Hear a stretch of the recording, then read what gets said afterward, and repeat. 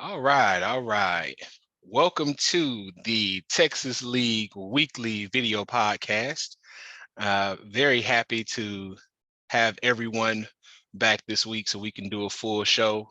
I am Dwayne Debo Morrow, along with my co-host, the smartest statistician you've never met, but he's got a spreadsheet that'll change your life tucked away somewhere, Dr. Robert Caldwell, aka The Deuce, and our fearless commissioner, JJ, my quarterback can't throw the ball for 7 yards downfield. Coward. He threw it down the field, and Mike Evans, your receiver, dropped it. Oh, believe you me, sir, we're going to get to Mike Evans. The only thing that made me not feel bad about that whole situation was even with that touchdown reception and the extra bonus points for the yardage, blah, blah, blah, I still wouldn't have won my game. But let's not get ahead of ourselves. So let's talk a little bit about last week's NFL games and a little bit of their impact on fantasy football. So for only the second time this season, we actually had a mildly entertaining Thursday night football game between the Saints and the Cardinals. So I've been very vocal about my disappointment with the Thursday night football game. I still think Jeff Bezos owes all of us at least a free year of Amazon Prime because of that nonsense that they've been putting out. But they did slightly redeem themselves. So, gentlemen, what do you guys think about that one? The pick sixes were the game. I mean, New Orleans kept themselves in it somehow, but those two pick sixes. I mean, the game was what, 7 points, I think, when it was all said and done. Those two pick sixes was the game. That literally was the flip. I mean, No, it was the flip. Can anyone tell me how far old buddy jumped on that pick? oh my God, that is one of the greatest sports. Like, that's not even about it being a great sports photo, because the picture of the disgusted look on Andy Dalton with his head back, while in the background, the defender is taking a flying leap. Like, he had to jump for from at least the 10-yard line. But that's going to be a GIF or GIF, depending on where you're from, that will be used for years to come. Because, I mean, he talk about Superman flying down the field. Even though Andy ended up throwing the game away. So the great thing about Andy Dalton as a backup now, as he's transitioning his career, is that he still gives you starter quality on both ends. So on the one hand, he threw for 361 yards, 4 touchdowns, right? Real great game. But on the other hand, much like the man that he's filling in for as he's injured right now, he also threw 3 picks and 2 pick sixes. So it's just like you have your starter in the game when you have Andy Dalton. Olave, 7 catches, 106 yards. So that was a good fantasy day. Juwan Johnson, I mean, the man had 5 catches for 30 yards, but 2 of them touchdowns. So did anyone have Benjamin with his 90-something yards and a touchdown on fantasy? I didn't check on our league, but that's a great question. He did have a pretty good game, but I can tell you that no one had the Cardinals defense with those 18 fantasy points in our league. So because no one expects him to run back a touchdown. I mean, even if you are so inclined and you think, man, Andy Dalton, the Saints offensive line isn't very good, which is evidenced by their lack of any production in the run game, which continues. You might think maybe we'll get a pick, maybe we'll get a sack, but 2 pick sixes, man, that's just the kind of greed you have to take a really big swing if you were going to go for that this week. But all in all, the game itself was at least entertaining, especially because, it's a high scoring game. And despite the pick sixes, Andy still kept his team in it. So that was Thursday. So let's move on to. Someone does have Benjamin. Big Green. Big Green started Benjamin. Nice. And not started Dak Prescott. Big Green would have won. Wow. That's a tough way to lose that game. All right, Big Green. I picked you to win. You let me down. I did too. I think we all did. Yes, we actually all did pick Big Green. So I'm kicking the call. we'll get back to that. But we'll get to that. One interesting thing about that game though is that we did see the return of Bernard Hopkins, who Bernard Hopkins. He having flashbacks when he beat up Cortland Finnegan. We saw the return of we saw the return of Hopkins, who had 10 catches for 103 yards. So Kyler got one of his favorite toys back.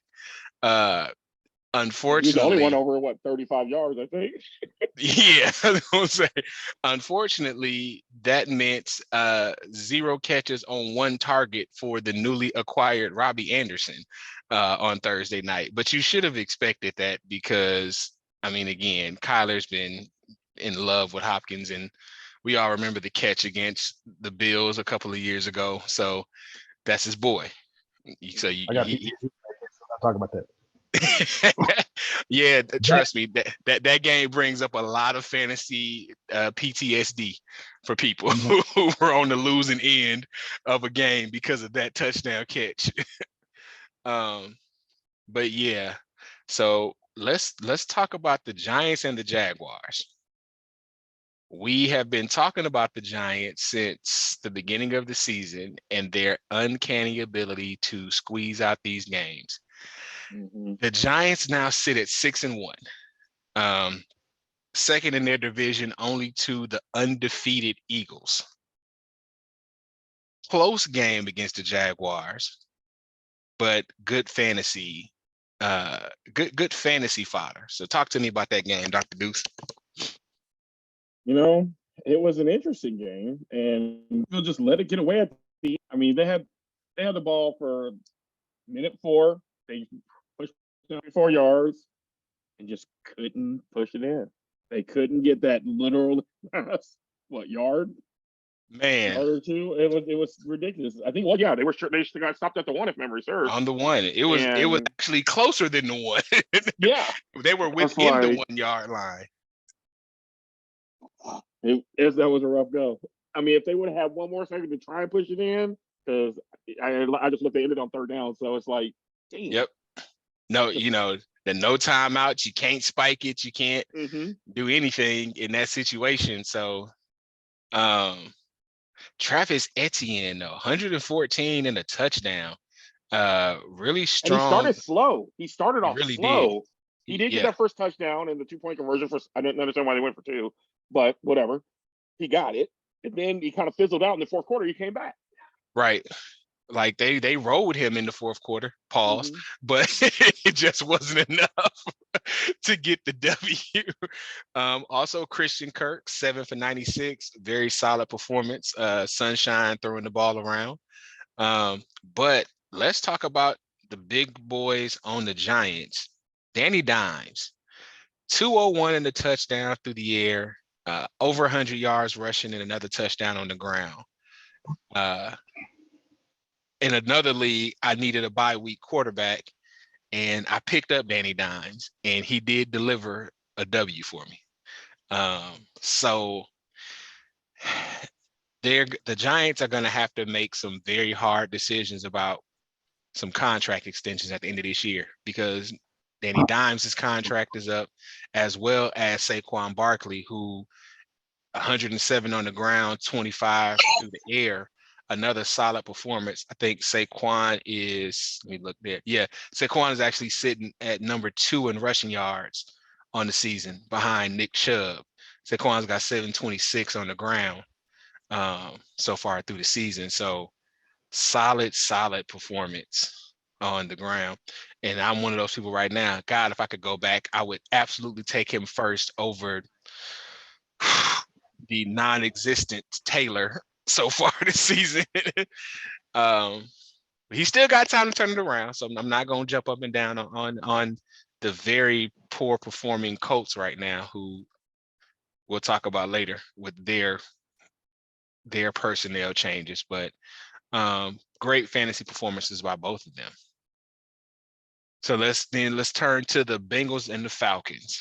before we talk about all the greatness that came from a fantasy standpoint on the Bengals side, let's talk about the Trey Tarabla performance from a fantasy standpoint on the Falcons side. Kyle Pitts had 3 catches for 9 yards. Do the Falcons actually know that Kyle Pitts is on the team? It doesn't look like it. I don't They understand. know. Oh, they know he's there. They using the block. They just are failing in life. Like you don't take a receiving tight end and try to make him into a blocker. No, you don't. Especially when what's the point? It's not like you're out there running the ball. Like Cordell Patterson is injured, so your run game is non-existent. Mariota is not that he's getting old, but he's a little bit longer in the tooth and not as explosive as he used to be. So your RPO game is not really going to be up there where where you need your O lineman firing off. You need them pass blocking. Use an extra offensive lineman to block. You do not use Pitts to block. I don't know where he's going to be next year, but it will not be Atlanta unless they have a serious quarterback change and a serious upgrade on the offensive line, because there's no way this young man with all his talent is going to continue to waste it in Atlanta. You know, I'm usually not a big fan of players forcing their way out of a town or forcing their way out of a team, but Kyle Pitts, homie, tight end is my favorite position on the football field. You are too talented to have your time wasted in Atlanta. So wherever you end up next year, my brother, I support you. You know what? If he was with the Chargers, we throw him the ball. We wouldn't have no issue throwing him the ball. Oh, we're going to talk about the Chargers and throwing the ball in a couple of minutes, sir. Don't you worry. We talk about people forcing their way out. Is it too early for Drake London to go with him? Because he had, man, and I put it in one catch for 9 yards. I don't know. Is it is there? You would think this is not the same team that last week beat up on the 49ers, a team that they were supposed that they should have, in all, projections, should have lost to easily. They just went out and beat down the 49ers. And it's like they thought that was their Super Bowl because they just did not show up for this game and laid down. Unfortunately for them, the Bengals showed up and showed out. Joe Cool, whatever Joe Burrow's nickname is, 481 yards, 3 touchdowns through the air, and a rushing touchdown. just to let you know that he is that guy. Showing out. It was good to see Boyd get all those catches. It was good to see him up over 150 yards. Right? Jamal Chase is like, I might be on one side, but we got another cat on that other side who ain't half bad neither. That's how you use a good combination when you've got 2 receivers. Because early it was Boyd. Like I with his first touchdown pass was 40 plus and let him know, hey, I'm here. Chase had a shorter touchdown catch for his first one, but still 2 times hitting the gritty on them boys in a blowout victory that just really wasn't close. It was 21-0 before anybody blinked, really. So great fantasy contributions from the offensive players on the Bengals team. And as a person that has Jamar Chase on one team, I appreciate it. As a person that was facing Jamar Chase, it really sucked. All right. So this is a first where we are having our podcast, and my team, the Raiders, got the W, and my co-host teams both lost. So let's talk about the Raiders versus the Texans. Yes, we absolutely do. You damn right we do.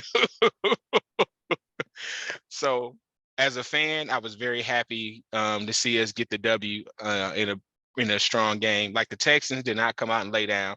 Despite their record, the Texans are not a bad football team. They have a young quarterback in Davis Mills who last year, everybody was like, who the heck is this? But he makes some big time throws when he has a chance to. He stays cool in the pocket. He pushes the ball downfield. He had 302 for 2 touchdowns and the game sealing pick 6 interception.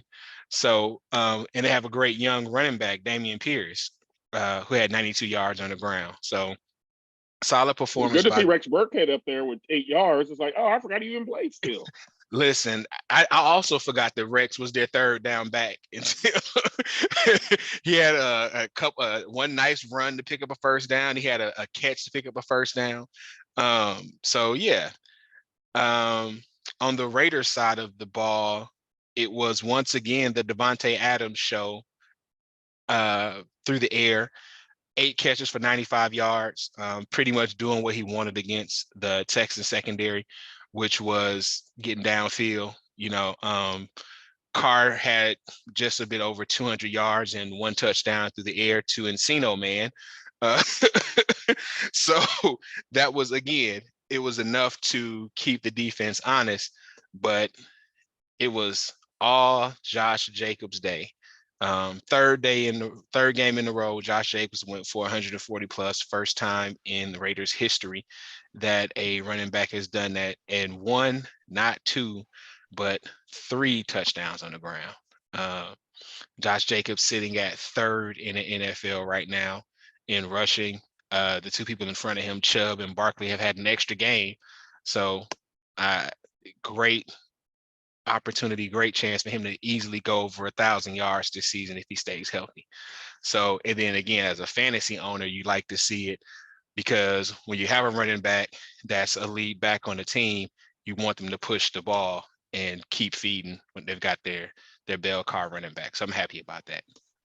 How do you think Now their defense is going to look since they lost their defensive tackle? The Cowboys, I know they got like defensive tackle by committee over there. They got like a grip of them that they got yes, recently, we do. but Yeah, I saw that trade earlier today. Hankins, unfortunately, hasn't been much in the rotation this year.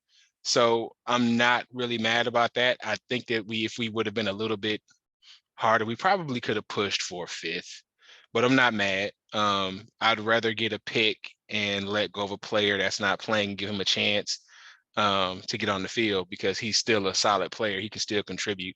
So, once a Raider, always a Raider. So we wish Hankins the best of luck with the Cowboys, for sure. Here's a question for you, Mr. Raider. Y'all did not pick up Josh Jacobs' 5th-year option. Do you think right about now they regretting that? Absolutely. He gonna get paid this offseason the way he playing right now. Absolutely. I look at it one of 2 ways, though. He was always going to have to get an extend. So let's say they did pick his 5th-year option up, right? It was still going to have to be a negotiation for an extension at the end of this year, or risk having to go into the whole franchise tag, et cetera, et cetera. So really, we just get to, instead of it being an extension, it's just a new contract. Now the question is going to become, what the value is going to be for the running back market in the spring. But Jacobs is definitely running his way into a solid contract. The only decent thing is that running back contracts have not been breaking the bank lately. So if you look at Derrick Henry's contract, I think he was in the 12 million per year range or something like that for 4 years. So I would expect Jacobs to fetch something similar. He's a little bit younger, even coming off a couple of injury seasons, but he's healthy now, so I don't think the injuries are a concern. So he's going to get paid, and he deserves it if he keeps running like this. So now let us turn to the chapter of the Chargers versus the Seahawks. Dr. Deuce, break down the game and the fantasy implications for it. And I don't know why Jared laughed. He act like we don't have Buccaneers Panthers after that. Well, fantasy implications. Eckler had a pretty good day. They were happy with they got 96 yards and a touchdown. And receiving yards, mind you, and a touchdown. Not running yards, because he only had like 30 rushing yards. So, number one, our run game was kind of weak. So, And his owner might not have been happy, but he redeemed himself in the passing game. Talking about the dang passing game, you got Mike Williams. He goes down. He's out for a while now. And no one else seems to be able to pick up the slack because they got what's that cat's name? Palmer. He's not doing well. You got I can't remember that kid's name, but they need to get him back in the rotation. I know. Anyway, but Keenan Allen had a catch, which was nice. It was nice to see him on the field for his little limited count because I think he was only out there for 5 or 6 plays max. So I think now after this bye week, you're gonna have to be pretty sturdy back as being that number 1 target. I didn't see he ever get too many catches, so he didn't throw to the tight end. I can also, as an Everett fantasy owner, I can also tell you, no, Everett did not get me catches. But and what's killing us is defense. I mean, we're not scoring on offense, but defense. We let a 75-yard run. Come on. I mean, no. We're just letting all these little dink and dunk passes like, oh yeah, go in and catch it, then we'll tackle you. It's cool. Hopefully, or we'll one-arm tackle you and hope you go down. Oh crap, you're still running. Now we got to come run and chase you down.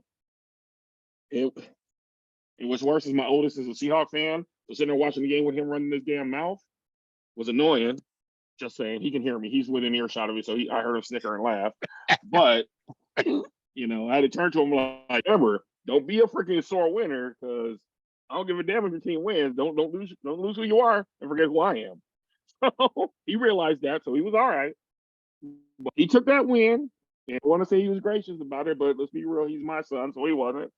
So that was a rough day for me. As a parent and a Charger fan. Yeah, that had to not be fun. Jared, is Geno Smith for real? Hell no. I think he is. I don't want to say he's for real. I think he's kind of like Daniel Jones this year. I think he is a product of the people around him making him look a little bit better than he really is. He's a solid. Geno Smith has always been a solid quarterback. Yeah. Never been great. He's a solid quarterback. And you put him in a system where we're going to run the ball. You got 2 good receivers that you can throw the ball to. We're not asking you to carry us to a win. We just need you to game manage and not lose it. And he can do that. And that's what he's been doing. That's true. Geno had 200 yards, a little bit over 200 yards, 2 touchdowns. He also had an interception. Right now, he's sitting at 7th in the league in passing. I saw this. I don't remember which sports show was, but it might even been a meme, but it said basically that Pete Carroll won the breakup with Russell Wilson. He really did. I've seen some of these memes because like Denver, let's get up and ride. Someone, I don't remember who sent it to me, but it's like, oh, car broke down. Denver, I can't ride with you no more. It's like, damn. It's hard times out there. So now let's go to what I would say has to be the most surprising upset of the weekend. Buccaneers, get shut Panthers. out. Oral victory. They didn't get shut out. Yeah. I tried. No, it was no. They outsmarted themselves. We got injuries. Everybody got injuries. That's not really an excuse I'm gonna use, but from an offensive standpoint, they are so remedial with their play calling. Everybody knows Brady don't like pressure. No quarterback really likes pressure. We got a makeshift interior 3. My first complaint, who the hell has offensive guard by committee? Not a successful team. Not a successful team. They are rotating left guard every 2 series. Who did that? Who thought that was a good idea? Maybe he was tired. No, it was horrible. Trust me. Watch it. So there's that. They're real remedial with they play calling, as I said. They're just predictable. It's 3rd and 1. We know you about to give the ball. How sweet, right? They ran a dive. Then went for it got stuff. Went for the toss sweep on 4th down. Oh, okay. I have never played quarterback a day in my life outside of college football and Madden. But if I see 8 to 9 people in the box, knowing I got Mike Evans out here, knowing I got Chris Godwin, I'm gonna look at one of them, give him that point that the quarterback be giving to people. Like we hit that quick slant, catch it, throw it. Mike Evans is 6'5". You need 1 yard. If he catch the ball and fall forward, you got the yard. Keep the chains moving. Stop being predictable. Stop using That guards. Stop doing this guard by committee. Pick that one, is sorry, and just go. that is Mike, quite fair. Mike, don't drop the ball. Mike dropped the ball. It's like the steam went out the whole team. Everybody looked like, really? He even said that after the game. He said after the game that, when he was signing autographs for the rest? yeah, that is a huge no-no. Like, I'll say this. I'm a Texas high school football ref, and I could have a whole lot of autographs of some kids that's showing out in college right now, and that will be soon showing out on Sundays in the NFL. And a part of me thought, man, maybe I should grab their autograph now. That's not smart. That's not a part of the game. So that's just not smart. And that official just threw away a very cushy NFL referee career. Hopefully they'll just suspend him, because it was a lapse of judgment. But No, I don't know. I think he's done. I don't know, man. I hope not. I certainly hope not. Hate to see it. So just to stay on the Bucks real quick, they got a Are we Thursday going to talk night. about their 4 runners with only 46 rushing yards, or are we just going to bypass that? Oh, no. Oh, okay. No. We're gonna talk about how their offense now, as abysmal as it was on Sunday, were there any bright spots that you can see, Jerry? Yes. Tom Brady's arm is still there, and he can still throw it down the field. Like when Peyton Manning fell off, his arm was just trash. Now, obviously, Tom Brady can still get the ball down the field, but we just need people to catch it. I saw that bright spot. I did see Chris Godwin looking like he's slowly getting back to his pre-ACL status. I think Godwin was trying to check out the Carolina women, because I don't know what was going on with him during the game. Like, Mike Evans definitely wasn't catching the ball. Bad if we they ain't half bad. Exactly. But come on, Godwin. If you see your boy Evans having a bad game, step up, help the boy out, man. But the most surprising part of it to me, though, was, again, the Panthers came out and they played a strong game. They had a Arena Football League, or was it Arena League or XFL player? I think it was XFL. XFL. They had an XFL player out there that came out and just really executed their game plan. But it was not just that he came out and executed the game plan. What's going on, our fourth co-host, is that he did it without his multi-talented running back, who was traded in the middle of the week, as well as one of his wide receivers. So McCaffrey was happy to be traded because he just wants to go to a winning team. His team took a bad L to the Chiefs. So, but hey, Buccaneers have Baltimore this Thursday. So I got a fantasy decision to make once again. So I don't know what I'm gonna do yet. I don't know. Will I keep threatening to sit Brady? I haven't done it yet, because it's just like every other addicted gambler that thinks that the next time is going to be the time they actually win. So it's almost like Tom Brady is Las Vegas, and I am the sucker that keeps putting his paycheck on the table, hoping that it's going to hit on Black 8 and help me pay my mortgage for the next couple of years. Yeah, that's like me picking myself in the fantasy league every week, because I'm like, nope, next week I got this. I feel you, brother. I'm with you. Well, speaking of, let's take a look at last week's Texas League games and see how we did.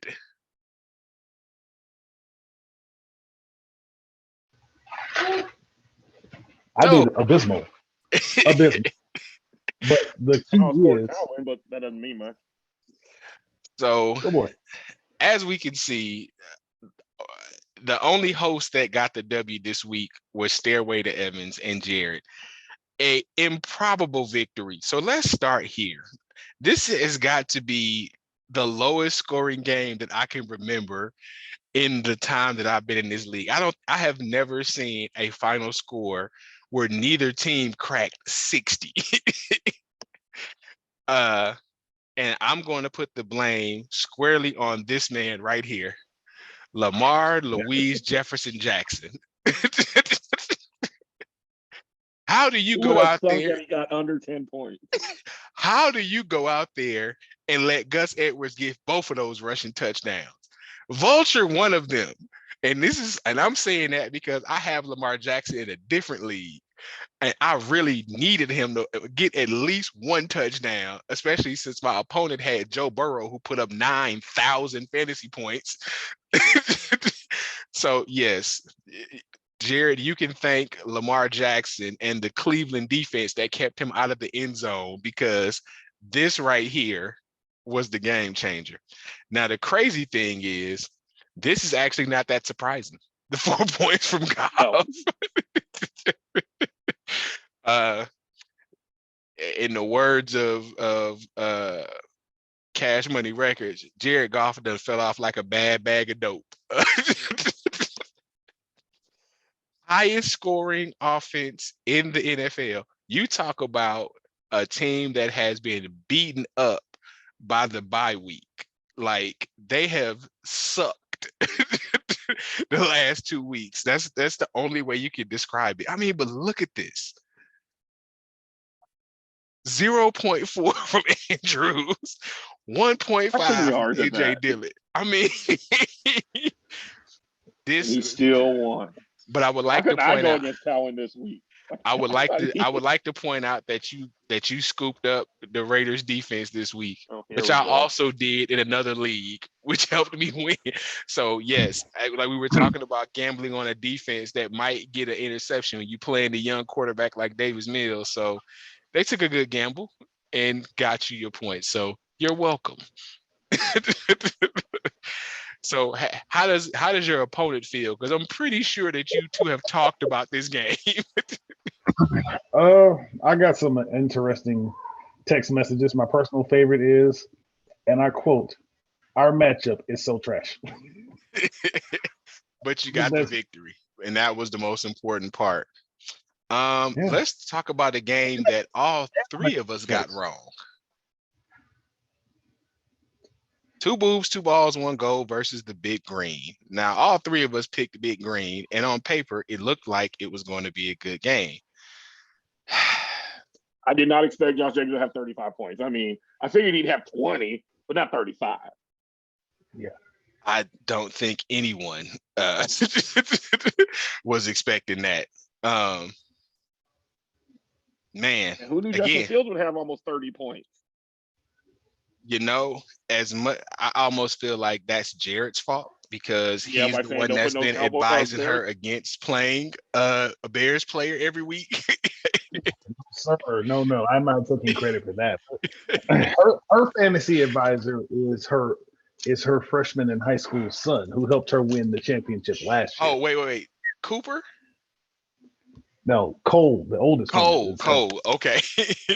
He is her fantasy advisor, helped her win a championship last year. So he's got some street cred. Mm-hmm. And I don't think any of us saw Benjamin scoring 21. No, of course not. I mean, play either one of them, and this is probably a different result. But hats off to two boobs, two balls, one goal for a solid victory. Let's talk about my pathetic game. And again, your game was subpar. My matchup was pathetic. So, I mean, as I pointed out, Gerald Everett didn't see. I mean, so it wasn't as bad as I thought. He actually had 5 catches for 63, which was a solid game. And since my opponent had Kyle Pitts, actually, I'd much rather have had my tight end than his in that game. So 9 points from Brady. So this should have gone up by about 10 and 1 touchdown pass. And this could easily have been about 24 1 touchdown pass. But it still wouldn't have been enough to get me the victory. I didn't really have any big swings and misses on my bench that would have swung this the other way. So, you know, I stepped out with my best foot forward. Just didn't happen for us. Talk about the Monday Night Football woes. I was good until the Monday night game. I mean, granted, I was only up by like 2, but I had hope. Indeed. I mean, Zeke had a decent game. He got me 17 points with his 2 touchdowns. Williams was fine until he got hurt, but he got me 18 points. Par 14, I needed him to throw at least one more touchdown. Would have been nicer, but, Tucker was good with 12 points. Chargers defense was fine with 8 points. But, I mean, Huntley, I had to just grab a running back because, Right. week. Right. And so I figure I'm like, is injured. Cordell's injured. Maybe Huntley will get a few more yards and, full points. But nope. And Dalvin Cook was out because of my week. And there was just nobody on my bench really could have helped me. I was taking an L apparently, no matter what. And his old Pittsburgh buddies did him some good. They actually did this week. And again, Daniel Jones, we already talked about. He actually showed up and showed out. Juju's. So you also have the 49ers defense to blame. Their formerly number 1 defense in the NFL from a fantasy standpoint. I don't know what the hell has happened to them the last 2 weeks, but they were just letting the Chiefs players score. They were scoring at will on the other side. And then we'll talk about Puzzle's we all game. had Company Man debate, didn't we? Did we all pick Company Man? No, we all did not pick Company Man. I was the only person that picked Super Mario. So I picked Cousin this week. So solid performances. So, AJ Dillon had a terrible game, which means Aaron Jones had a great game. Nick Chubb continues to produce solid performance, scored again. Even Company Man was Metcalf going out so early and being carted off the field. Because when I saw that, I'm like, oh snap! I didn't even see him get hurt. And I see the cart taking him off. I'm like, oh crap! Whoever has him is hurting. So again, where was Amari Cooper? On the road. How did Amari Cooper do? Not great.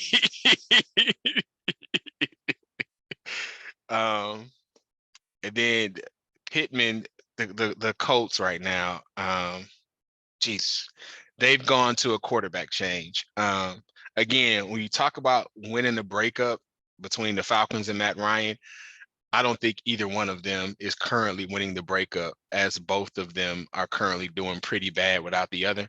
So they chose not to be miserable together anymore. And now they're both making other people miserable, which is usually what happens when you get divorced and you try to get with the next person too soon. So maybe Matt Ryan will do better. So the Colts are Matt Ryan's rebound chick. So wherever he is next year, maybe they'll get a much better version of Matt Ryan for whatever they need for their quarterback. You know what's going to happen? He's going to go back to Atlanta and just start again. He needs to retire and just call it a day. He's just. I don't know, man. I don't know if he follows the pattern that we've seen previously. The Washington Commanders announces their new quarterback, Matt Ryan.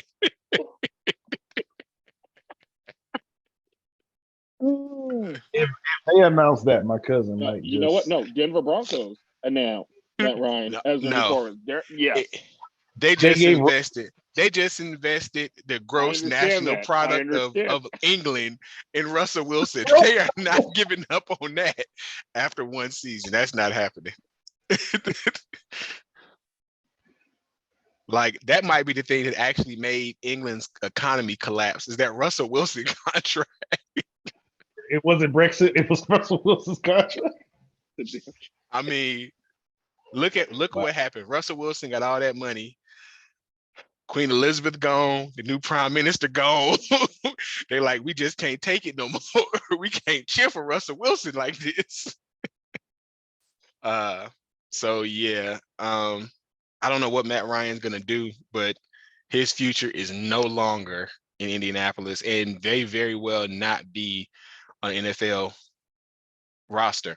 Only reason I know that he's still going to be on somebody's roster next year is because Joe Flacco is still floating around. If we look, there's probably a McCown somewhere on the roster that we didn't know about. Isn't Colt McCoy still in the NFL? Yeah, I think he is no. somewhere. backing up somebody. So you never know, man. These I dudes mean, Chase be Daniels is still backing up somebody. He hasn't been a certain quarterback in 10 years. so don't think that these quarterbacks don't find a way to stay in the league. Somebody is going to give Matt Ryan the contract to come play for them and back up somebody. And you never know. It might be one of your teams. No, we already got Oh, Chase Daniel. We good. What'd you say, Matt we Ryan? got What'd you say, Matt Ryan? we, You look good in we got pewter and bronze? You do. You say you always uh love the weather in Florida. What? Colt McCoy is in Arizona, actually. It says. Yeah, I told you he was still there, but it's Yeah, either I'll be at that Charger Cardinals game. So it's either that they're going to be announcing that Matt Ryan is the new starting quarterback for the Commanders or the Tampa Bay Buccaneers. I'm just saying. Because that is another person that will not. Now listen, I love Tom Brady. I love him. I love his spirit. I love his competitiveness. I hate him so much that I had to learn to love and respect him. That's how much I hate Brady. He cannot keep playing football after this season. He cannot. Because it's going to go bad. Like when I watch Tom Brady play now, Kanye West song, and I know that's going to be controversy, all the mess, but the song All Falls Down keeps playing in my head every time I watch the Buccaneers play, and it is all falling down for Brady. So I really, really hope that he goes out in a manner at the end of this season that allows him to walk away from the game with some respect. Because right now, this ain't it. This is not what he came back for. So let's take a look at where we stand with our predictions for the week. So this week, Jared was the high man. He got 4 out of 6 correct, which gives him the lead on the season by a slight edge, 54%, so a little bit over 50. I got 3 out of 6 right this week, thanks to my controversial Super Mario Cristobal pick. So that puts me in second place at 52.4. Rough week for our resident math genius.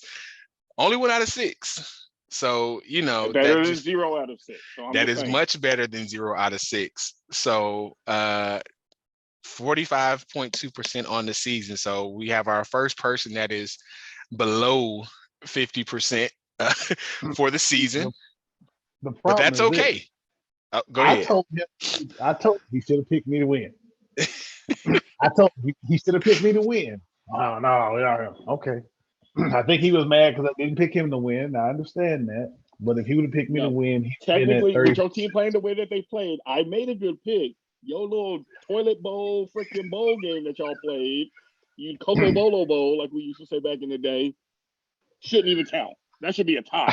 I ain't even messing with you right now, Colin. I would just like to say, Dwayne picked my team to win. I picked my team to win. You wanted to be the straggler. And Anyway, host, what were we talking about, Debo? I ain't even talking to this fool no more. So as you can see, we have a lot of conversations away from the recording about how each of us is doing, and we are not afraid to get petty with each other. So I fully believe that if Dr. Deuce's predictor was close to making him pick Cowan, that he was like, nah, I can't do it this week. That fool picked against me. You right. The pettiness is real. You right. It has to be in order for us to make this thing what it is. All right. So let us go into predicting this week's games. And we're not gonna, so that we don't spend too much time, we're not going to go deep dive in everybody. So we'll go from the bottom up. We're going to start with Mathis King versus Muff Divers, both coming off losses this previous week. One loss a little bit more devastating than the other.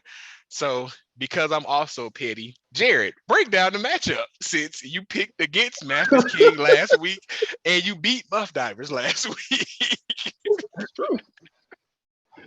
Oh, man. The question is, which Lamar Jackson are we going to see on Thursday? The one that puts up 30 and 40 points a week, or the one that put up less than 10? Of course, the one that put up 30 because they playing me. Yeah, you're right. They're playing the Bucks. Our defense been trash, so you're probably right. But we got a couple of roster issues though. yeah, his roster has been questionable. He started off strong, and then it just went downhill. He got Bateman in the flex. As Lamar goes, so does Bateman. Let's see what else we got. Robert Woods. I don't think Robert Woods has been good all year. They really haven't. Yeah, so we know for a fact that one of these receivers is not going to play this week because he's got Justin Jefferson sitting on his bench. Oh, yeah. And he's got Singletary also sitting on his bench. So we can definitely expect a couple of roster changes and position changes before this week's games begin. Oh, you said Justin Jefferson? You know what? I got to go with Muff Dive because if he got Justin Jefferson, and if I'm not mistaken, the Vikings are playing the same. Aren't they playing the same Cardinals that just let Andy Dalton 300 plus? Yes, they are. If Andy Dalton can do it, Kirk Cousins can do it. That's a very safe bet. But, and again, but the thing I must also mention, Deuce has Dalvin Cook, so that can cut into those points. So that's going to cut into Jefferson's production a little bit. This is very true. Mm-hmm. Deuce needs a defense. Yeah, I'm working on that. I got a couple of prospects out there. I'm working on that angle. He needs a defense.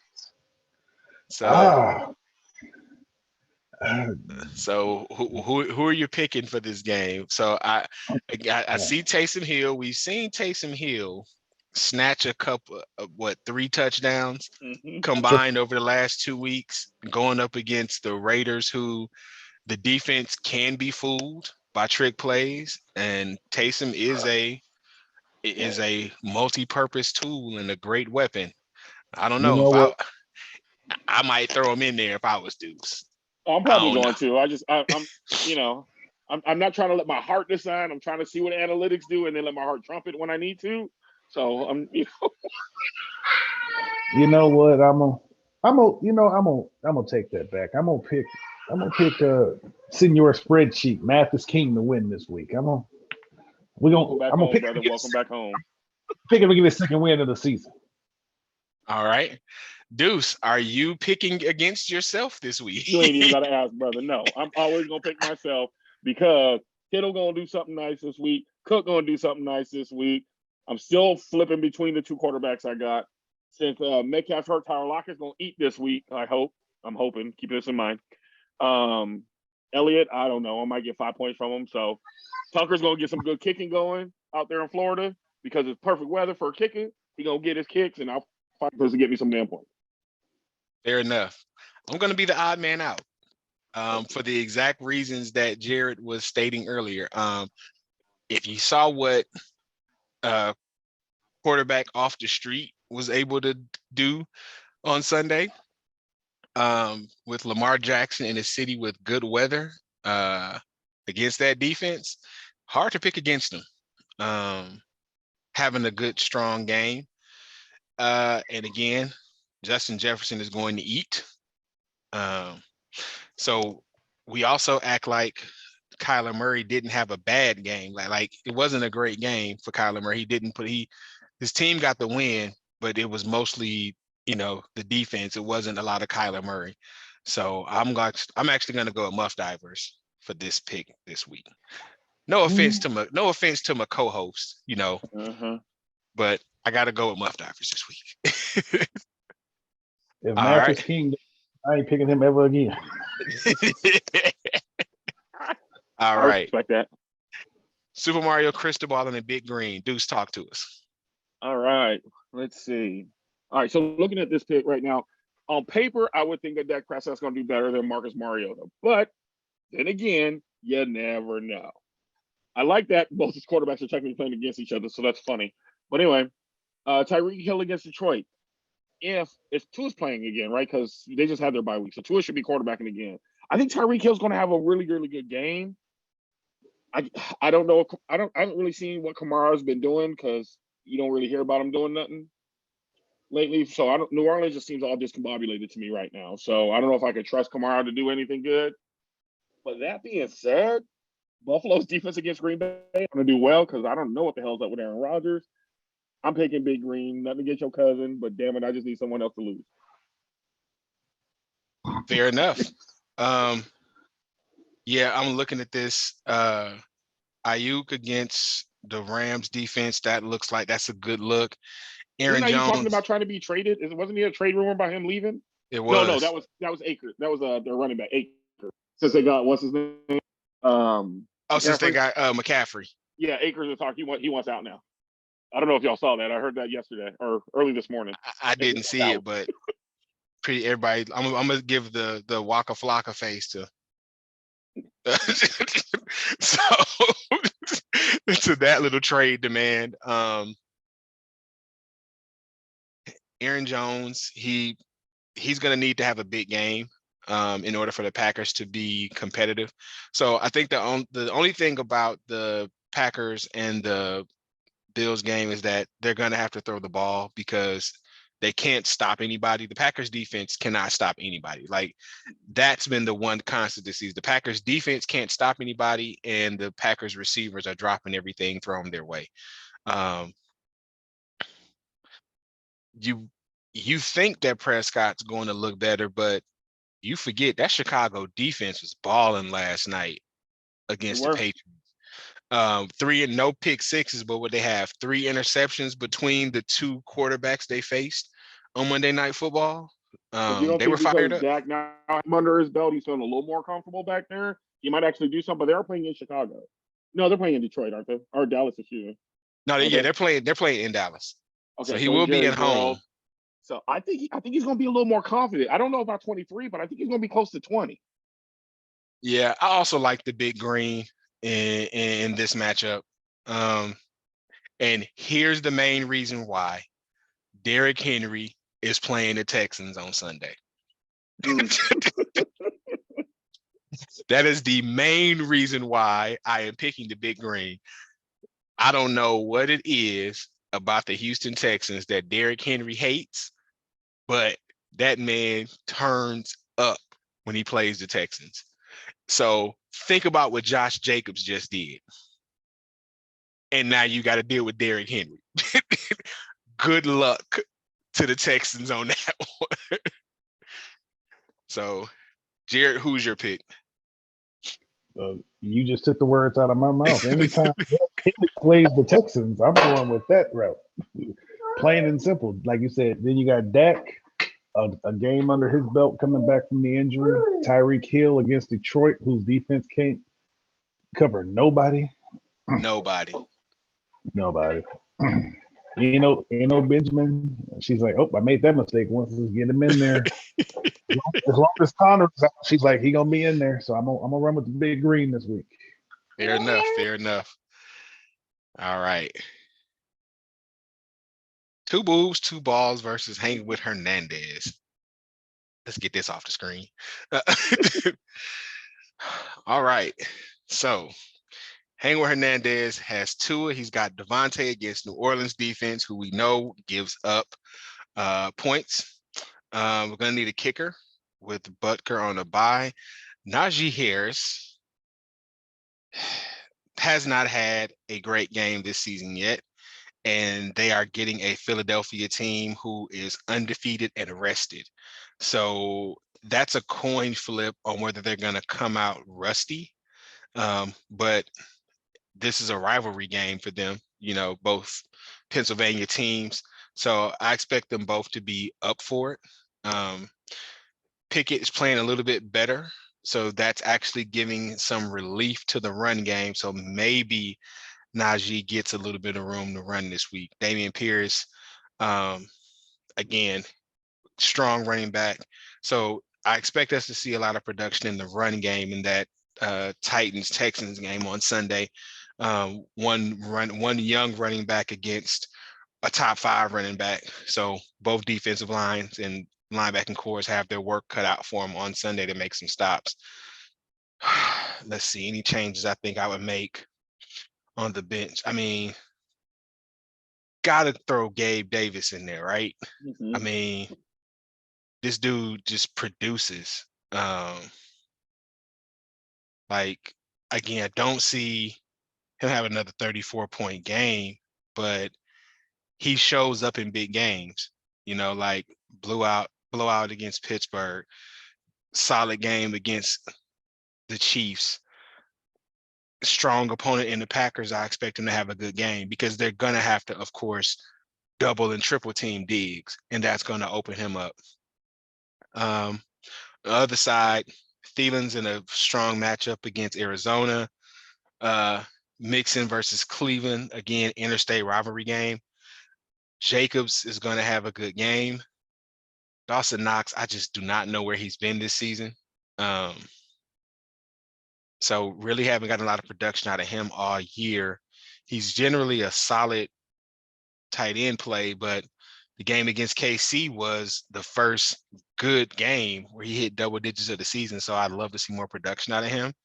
I'm going to go with the underdog here. I know the prediction has even Josh with them Allen. having Josh Allen, Even with them having Josh Green Allen. Bay, who can't stop anybody. Even with them having Josh Allen, I'm picking the upset this week. I'm picking hanging with Hernandez. I respect that. Gentlemen. Oh, two boobs, 2 balls, 1 goal. I think you crazy. No, I think you freaking nuts, bro. I think you over there smoking some hash. You crazy. I'm taking the swing. And a miss. You can take that swing by yourself. I'm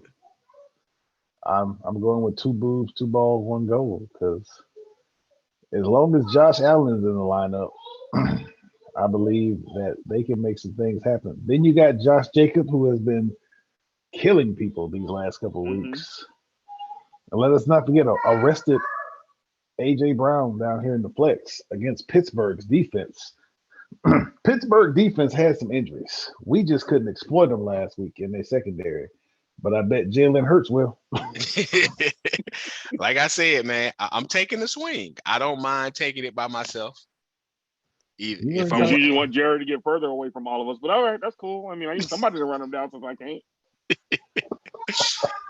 All right, the Shirtless Wonder versus Company Man. Both of them having good, solid seasons so far. Deuce, talk to us about this game.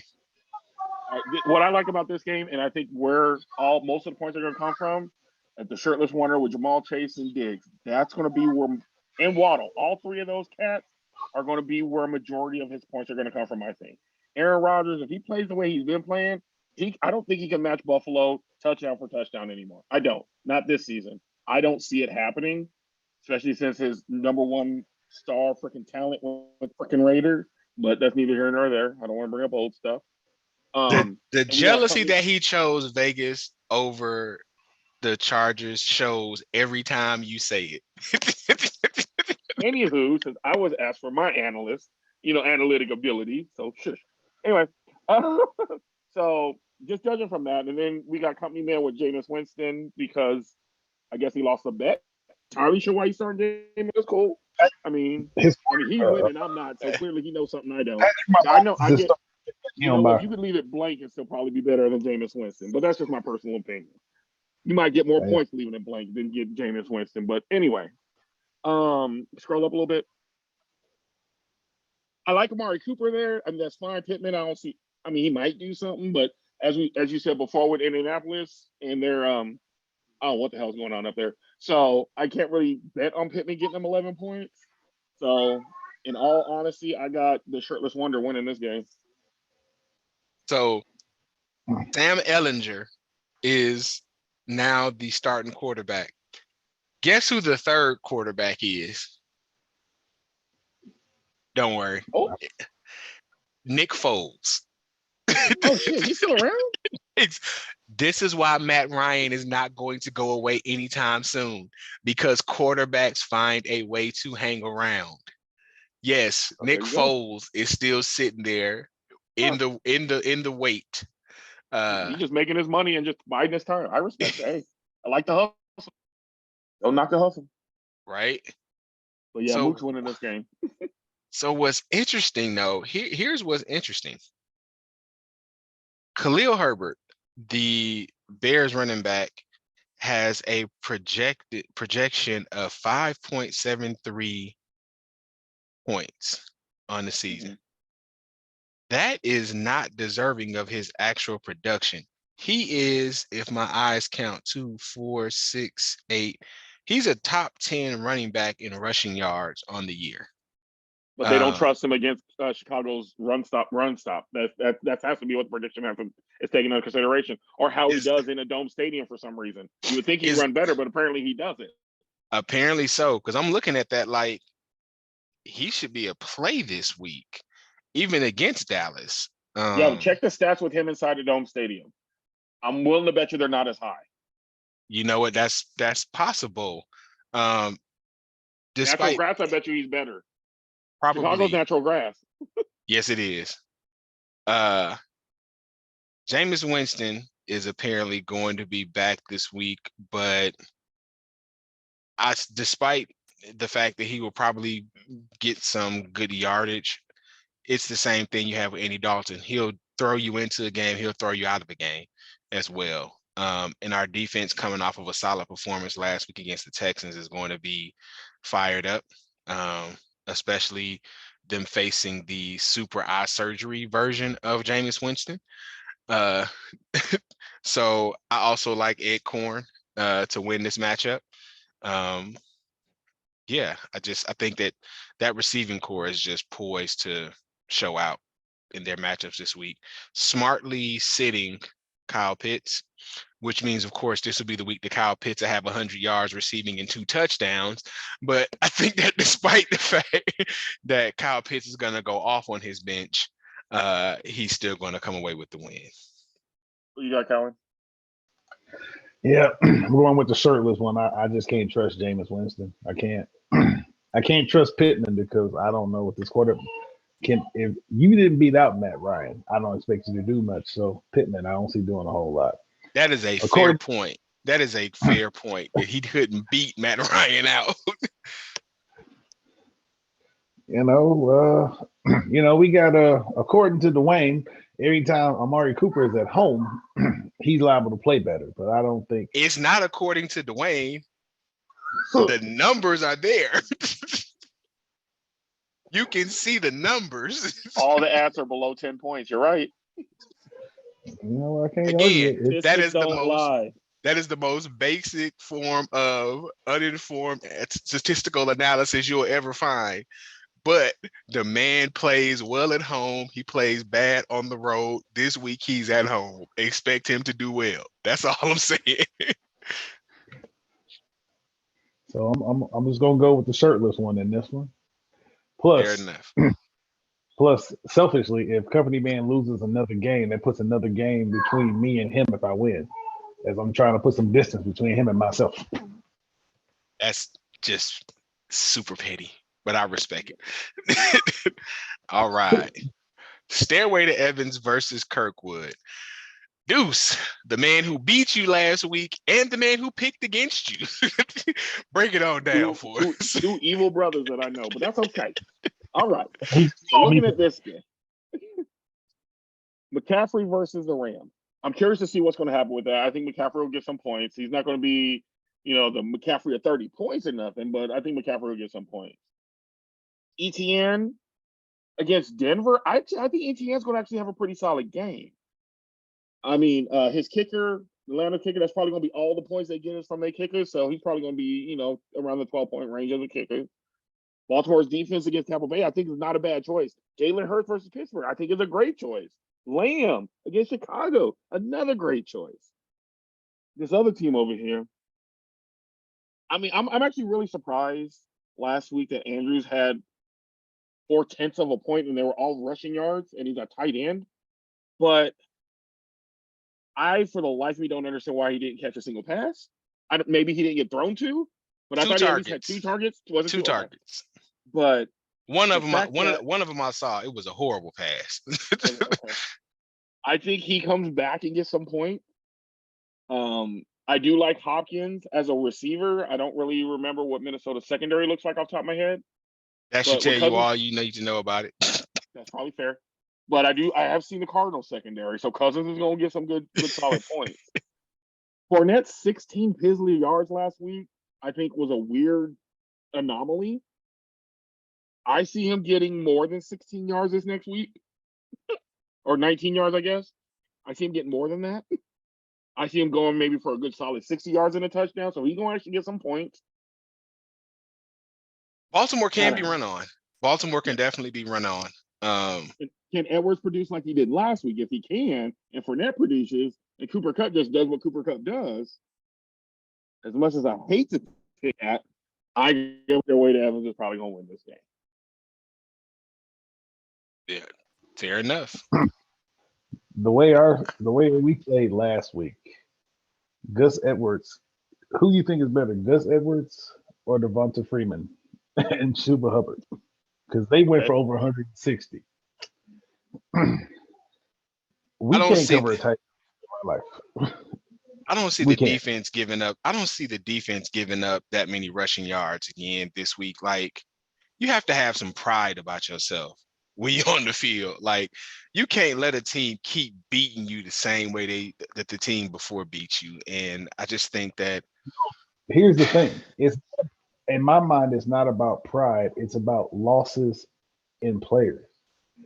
When our defense was stopping people on the run, you had Ndamukong Suh and Vita Vea. Now it's just Vita Vea because they brought in Akeem Hicks, but he's hurt.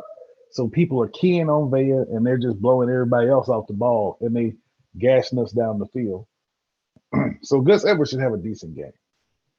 We have linebackers that are good, but Devin White can't cover the tight end because he can't. He's a great athlete. He can't cover his life. He's not great in covers. So I see Andrews doing something. Atlanta has already proven that they're not good. So I'm gonna roll the dice on DJ Moore because who else they gonna throw the ball to? Fair enough. I refuse to vote against myself. I just can't do it yet. If I see a matchup where I feel I'm gonna lose, you got something to say? He said go. He told me I should go ahead and vote for myself, so I'm gonna go ahead and vote for myself. Fair enough. I also think that you get the win this week. I'm a little wary about you having 3 players going in this Thursday night game. That's a lot of that's a big swing on having 40% 34 of your possible team. points. 34 Right. possible points right there.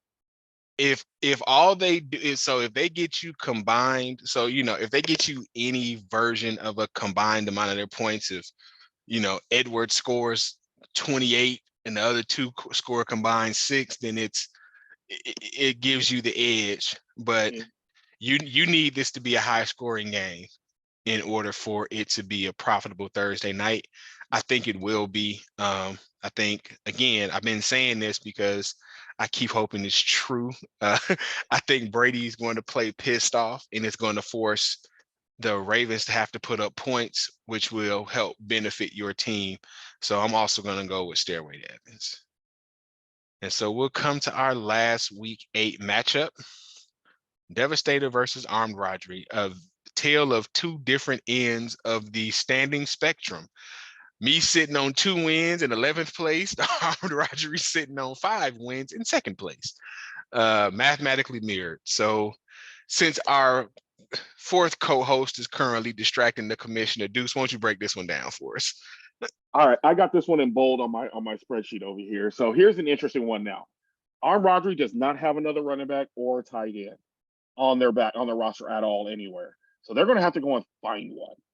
And there's not a lot of good options out there. So that alone has me very concerned. Okay, Kirk's going to get points. Burrow against Cleveland. I see Burrow probably having a very similar game that he had last week. Which is unfortunate. And it's going to be a beautiful Monday night game. Prime time. Joe Cool with his goofy ass glasses is going to come out there. He going to show out. I mean, I hate to be the bearer, but he's going to show out. And so I'm curious to see what St. Brown does if he plays. I know he's questionable, but and then the rest of his lineup here, he needs, if he can find a running back, maybe trade with someone. I got a tight end that might be for sale, just throwing it out there. But if he gives himself a tight end and a running back, I'm just saying anything's on the table until it happens. I'm just saying, Cowan, anything's on the table until it happens. Anyway, if he can find a running back and a tight end, it might make it a more interesting game. But then when I look at your team here, I'm waiting. It's like you said, you had a perfect analogy. You that Vegas gambler throwing your damn mortgage check down on the table over and over again, hoping you don't crap out. You're like, I got this next one. I got this next roll. And then all of a sudden you living in a box with your wife and kids and you didn't know what happened. That's how I think about Taylor right now. It's like, is this going to be the week where he's going to be the Taylor of last year and just give me my 30, 40, 50 points? Because you might need it. And so it's like, is that the Taylor we going to see? Or we going to see the Taylor we've seen all season? Like, oh, wow, Taylor got 20 yards. Yay, Taylor. And with the Colts, this horrible offense. Zach Ertz. I don't know. I like Zach Ertz when he played for Philly. I haven't seen him do a whole lot with Arizona, but anything's possible. I mean, he's kind of a mixed bag this year, it looks like. Yeah. But so, and Mike Evans. If they, like you said, if he plays pissed off, I see Evans and a Godwin getting some good points. If he plays like he's been playing, not pissed off, if you will, ooh, it's gonna be real ugly. Even with the two people missing, you might take an L. And so I have you winning, but I have one hell of a big asterisk by it because I don't know what he's going to do with his being back and tight end. But sake of this, or for the sake of stats, I'm saying Devastator's going to win. Fair enough. Commissioner? He finna pick against me. That's why he's smiling. I hate to agree with Senor Spreadsheet, but I think he might have a point here, though. I think that you have a more complete team if they play to their potential. But the question is, do they play to their potential? Because Joe Burrow was out there slinging it last week, and if he come out slinging it like that again, it's not a good look for your team, sir. But as he also said, he missing a tight end, he missing a running back, and I don't think he got anybody on his bench. He don't. He is wide receiver heavy on his bench. He's got every receiver that you can imagine wanting. Hell, he better go talk to Memphis. He got about 6 running backs on his bench. Because I looked at that earlier. Because he don't have no real. He's almost got too many receivers. 1, 2, 3, 4, 5, 6 receivers on the bench. I mean, 6 receivers on the bench, 3 playing. 3 playing. Like he got a whole lineup of receivers. This was his move so far in terms of free agency has truly been F the running back. But he's winning, so clearly he's doing something right. I can't say that. I don't know. It might be the ridiculous strategy, and I've had someone do this before in a different league where they were like, I don't want to drop anybody. I'm literally going to just leave that spot blank this week and taking and they almost won. The crazy thing is they almost won with a blank spot on their roster. Like, I don't want to drop anybody. So I'm just going to leave a spot blank this week. I don't think that that's what we're going to get here. So it's going to be interesting to see what roster moves get made. So I'm going to say the same thing, just like I said with Jared's game, his team playing on Thursday night. My games hang on Thursday night with my QB wide receiver combo. I can't in good. So here's one of the only reasons why I'm seriously considering sitting Brady for Garoppolo is that they're playing in California. They always play the Rams pretty tough. That's a big rivalry game for them. Jimmy usually has pretty good. Matter of fact, let's see how they do when he played them earlier this year. So not great, not terrible, not great, but still better than what the hell Brady's been giving me lately. So I mean, it would be the same situation of at this point, like, do you sit Aaron Rodgers? No. Do you sit Tom Brady? I just can't. Like, I keep saying one more game like that, one more game like that, Brady. It is it's at this point it's almost an abusive fantasy relationship because I keep saying this is the last time you're gonna do this to me, Tom, and he keeps promising me he's going to do better through his projections each week, and he's just not meeting the expectations of what I need out of this relationship. But I'm also still not picking against myself. I fully expect Nate to field a full team. Um, the fact that he has to pick up randoms off the waiver wire actually scares me because those be the fools that always have the games that you never heard of. Like you'd be like, who scored that touchdown? So the backup fullback on somebody's team that's available that catches 3 2-yard touchdown passes out the backfield. And that's how you lose a fantasy game. But that is, I hope that does not happen. So yeah, all right. So we got our picks in for this week. Best of luck to Jared. Who are you picking? Were you picking an armed robbery? I didn't hear. I'm sorry. Um, Debo. I'm going with the our co-hosts because we've all I looked at thought you that were gonna waiver. switch on me. I was gonna say he said me, but when you cleared your throat, I thought you might be changing sides on me for a second there. Oh, we all in this league. We know that waiver wire don't look real nice when it tight end's been iffy as it is, and running back also. And I don't know who he gonna pick up. Well, then again, we must also remember that Mr. Caldwell told him he had a tight end he traded, so he might. He ain't gonna reach out to me. Yeah, the trade wouldn't go through before this week's games anyway. And he might be gone before this week's games. Oh, true that.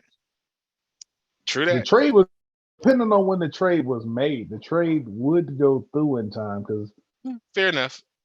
I don't unless he playing on Thursday night, which I don't believe he is. No, trade will go through. Don't play till Sunday. Oh well, there it is.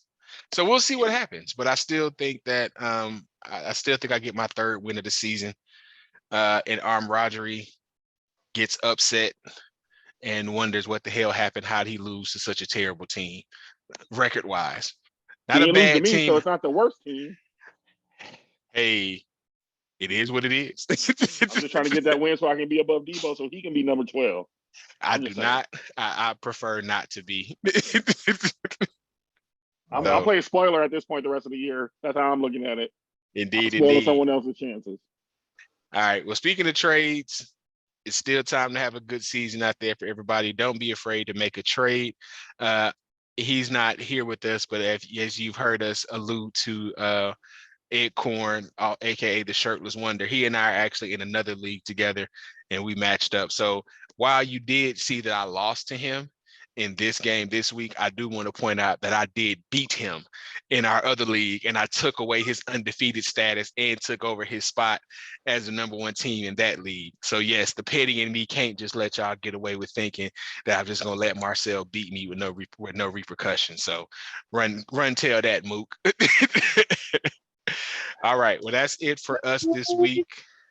We got a good weekend of football coming up. Really excited about a lot of the games we're seeing going on. Hopefully things will go our way, both in fantasy and on the field for the Bucks and the Raiders. The Chargers have the week off, but somehow we can still take an L. Yeah, I was gonna say somehow they still gonna take an L, but but until next week, we'll see you later.